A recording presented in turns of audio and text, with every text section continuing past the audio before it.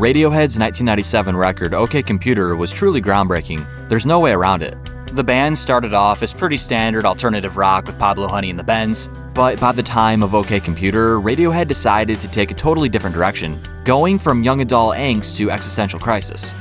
This album was a stark departure from what Radiohead initially was, tackling the feeling of alienation in an increasingly technology-driven world. But even with high ambition, the OK Computer era was pretty dark for Radiohead, primarily frontman Thom Yorke. Not only was the recording process difficult, but the massive tour that followed was outright miserable. The band was overwhelmed by a barrage of interviews and media coverage that never seemed to end. This troubled time was captured in the documentary Meeting People Is Easy. So let's dive into how OK Computer almost destroyed Radiohead and Thom Yorke, starting with their rapid rise to fame with Pablo Honey, before transitioning to the Bends, and finally OK Computer.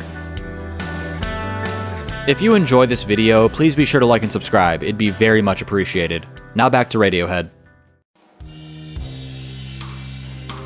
I'm going to assume if you're watching this video, you're already familiar with Radiohead and its lineup, but very briefly, let's cover their early years. Radiohead is Thom Yorke, Jonny Greenwood, Colin Greenwood, Ed O'Brien, and Philip Selway. The band formed in 1985, hailing from Oxfordshire, England. Radiohead were originally called On a Friday, which wasn't the greatest name in the world. But in 1991, their name would be changed to Radiohead shortly after being signed to EMI Records.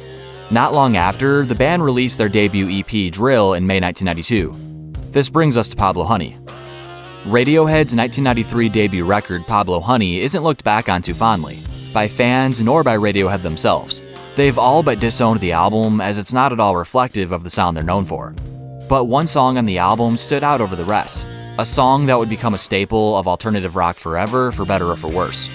This song is Creep, Radiohead's debut single that originally wasn't meant to be released at all. Seriously, when I say the song was and still is huge, I mean it. Even today, this is the song most casual music listeners know Radiohead for. It's not hard to see why it's so beloved all these years later. Creep has 90s angst written all over it. It's self-loathing, apathetic, and has a rocking chorus that never fails to get stuck in your head. For a long time after Pablo Honey, the band were thought of as a one-hit wonder, even after the release of the Bends. It wasn't until OK Computer Radiohead could finally distance themselves from the hit that put them on the map.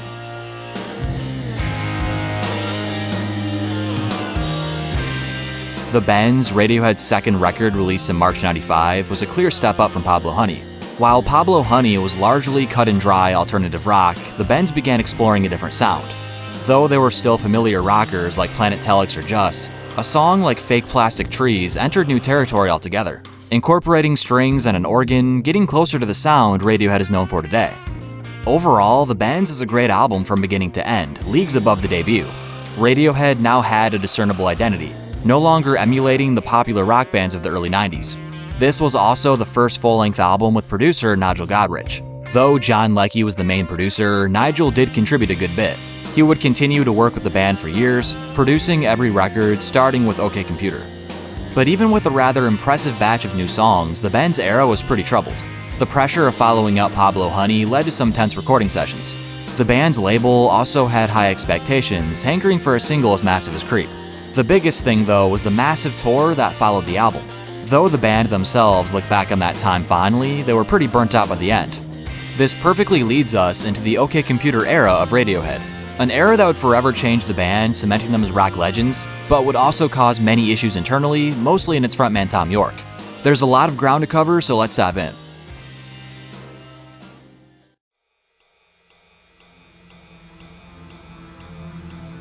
It's May of 1996. Radiohead begins recording their third album with little pressure from their label. The Bends was successful, so the band now had more freedom to do what they desired. Recording started at their rehearsal space in Oxfordshire, before the band took a brief detour to open for Alanis Morissette on her Jagged Little Pill tour. Radiohead decided they needed a change of scenery after returning, so they relocated to St. Catherine's Court in Bath, England to resume work, a massive house owned by actress Jane Seymour built in the 16th century. As luxurious as this place was to record, a level of paranoia began to set in within the band. The place was haunted. Here's a quote from Thom Yorke describing the experience. "The ghost would talk to me while I was asleep. You couldn't discern the conversations because there were more than one at the same time. I got really spooked while recording the vocals for Exit Music. It felt like somebody was standing next to me." It's now easy to understand why OK Computer is such an existential and anxiety-ridden album. The band were uneasy and paranoid during most of the recording process. Thom was sleep-deprived and full of angst, while the rest of the band were frequently spooked, but found sanctuary in the form of walks at night. Nigel Godrich is quoted as saying the whole experience was very Scooby-Doo. By the end of 1996, Radiohead had about 14 new songs. That following January, the band would regroup at Abbey Road Studios to record additional string sections. Mixing took about 2 months, with the album being fully complete somewhere around March 1997.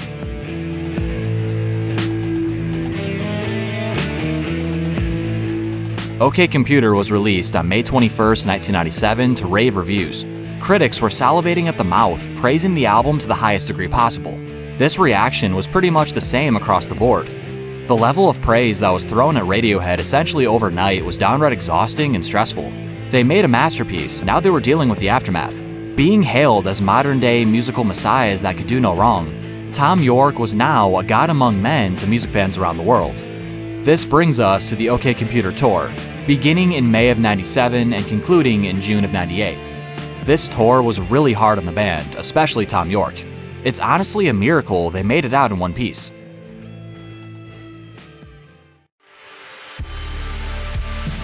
Radiohead began playing endless shows around the globe in support of OK Computer. But the most soul-crushing aspect was the endless interviews and constant photo shoots. Thom Yorke in particular seemed to greatly dislike the business side of being in a famous band. He hated doing media coverage and didn't enjoy interviews too much either. It was fine at first, but after OK Computer, it became too much to handle. It all felt phony and inauthentic, which put a sour taste in his mouth. It's not hard to tell from watching the documentary. He was having a difficult time finding meaning in the day-to-day repetition, which quite literally made him lose his mind. Imposter syndrome began to take hold. The biggest show Radiohead played during the OK Computer tour was Glastonbury in '97, an iconic show that was unfortunately plagued by technical issues. Thom Yorke nearly walked off stage, but Ed O'Brien convinced him to get through it. The vast majority of shows before and after Glastonbury weren't nearly as noteworthy, but still, there wasn't much fun to be had for Radiohead. Everything was moving so fast. There was no time for the band to collect themselves or even process what was going on. They were simply floating through life, going from one destination to the next with little in between. The success Radiohead found from OK Computer was substantial, but at the time, there was no way to enjoy it. Every day blended together into a massive blur. But it'd been like this for a while. A breaking point was coming. The only time Radiohead had a break since 1993 was for 1 month in January of '96. That's it. So an insane touring schedule, along with an abundance of never-ending interviews, really took its toll. Not to mention, still somehow managing to push themselves creatively. This mostly laid on the shoulders of Thom, being the face of the band. He was miserable. Michael Stipe of REM would help look after him during this time, talking him off the ledge during moments of panic.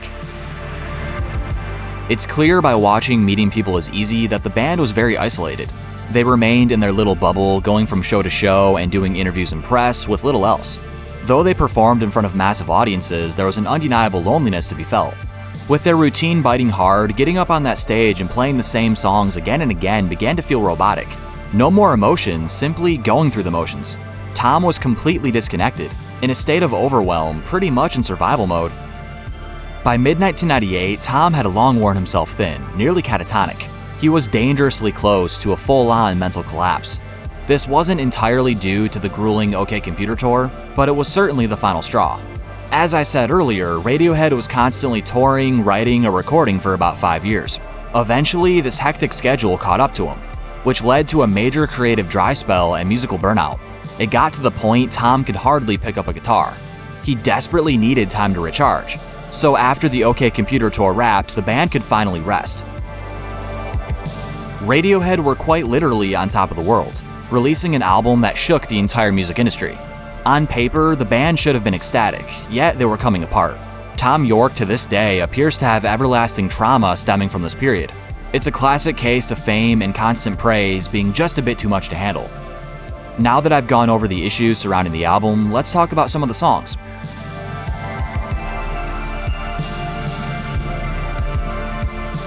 OK Computer opens with Airbag.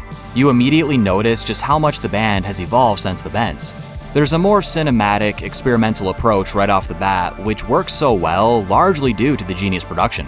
At first listen, it may sound a bit fragmented and foreign, especially coming off Pablo Honey and the Bends, but there's a rich underbelly to be explored here that simply destroys the conventions of rock. The band created a drum loop for the track, inspired by DJ Shadow, with the sole intention of doing something new. Needless to say, the final product was something to behold. Paranoid Android took direct influence from Queen and the Beatles. It has an ethereal tone that cascades across the track, containing both anger and alienation. This song is essentially an epic, going from one extreme to another while never losing steam. You don't feel the 6-minute runtime at all, which really says something. Exit music for a film came about when the band was approached by director Baz Luhrmann. He was working on the film Romeo and Juliet and wanted an original song. He sent Thom 2 scenes from the film, and almost immediately, the band had the perfect idea and got to work. The song never ended up appearing in the film, but like the tragedy of Romeo and Juliet, this song is equally bleak. And it was actually a pretty difficult recording process, very detail-oriented with a lot of moving parts. Karma Police is one of the most known songs of OK Computer. Originally recorded in standard fashion, Thom decided he didn't like the second half. So from the middle section onward, producer Nigel Godrich utilized a variety of techniques to reconstruct the song, such as incorporating samples and loops, which lended itself to the track incredibly well. Fitter Happier contains the famous robot voice of the band's Macintosh computer. It's genuinely unnerving and creepy, but works really well with the album's overarching theme of isolation and technological dystopia. This leads us into Electioneering, a more traditional rocker, being a nice departure from the emotional dissociation of the album thus far. This is a very political song, containing a strong message. No Surprises is to many the defining moment of OK Computer, a huge single for the band with a music video that nearly killed Thom Yorke. This was one of the earliest songs recorded for the album. The band tried again and again to re-record it, but every attempt fell flat on its face. I'm glad the original version was kept because this song is truly an emotional powerhouse. Thom says very little lyrically, taking a more abstract approach, but the subtle yet rich instrumentation is so nice in the ears. It's almost like the calm before the storm, a moment of serenity before everything falls apart. The Taurus closes OK Computer on a note of introspection, in which Thom found himself staring out the window on his tour bus, pondering on the meaning of life. He writes from the perspective of a tourist, eagerly trying to observe every sight there is to see, while not taking the time to truly enjoy the experience. The song is about slowing down and living in the moment. As a result, this is a song every single one of us can relate to. Life is a fragile thing, and you don't have to be on the move at all times. Sometimes it's best to stay still and take in everything around you. OK Computer has the perfect finale. I couldn't think of a better send-off. But really, this album should be experienced in its entirety. It's not a case of picking and choosing the best songs. Rather, every moment leads into the next with intention. OK Computer almost plays out like a movie with a beginning, middle, and end. Recording the album definitely was not the easiest thing in the world, and the tour that followed was a rough time.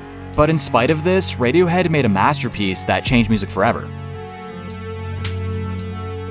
Radiohead truly struck gold with OK Computer.